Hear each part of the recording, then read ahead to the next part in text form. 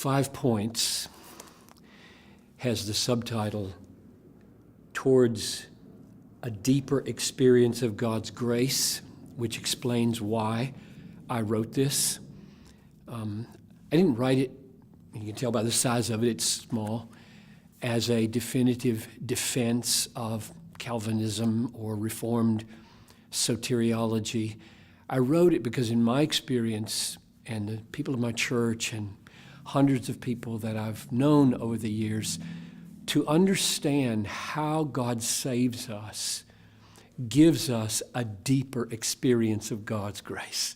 And I think that's why the Bible was written. God is inviting us by revealing so much about how he does saving work into a knowledge of himself and an experience of himself that intends to sweeten our lives and strengthen our lives and put granite where our roots go down deep and drink from the grace of God. So that's the practical aim of this book, is to help us get into the nature of God's heart and God's grace toward us.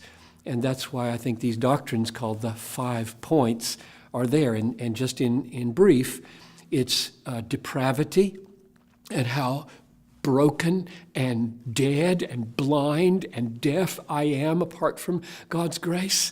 And then the inbreaking of God's irresistible grace in my life, raising me from the dead and giving sight to the eyes of my heart, all according to the fact that he had chosen to do that before the foundation of the world. He didn't scratch his head, wonder who to save, and then respond to me because I was dead. He didn't respond to my deadness. He created my life. And then to die for me in Jesus Christ so that all my sins could be covered and a righteousness could be provided, and then preserving me forever and ever so that I would never fall away.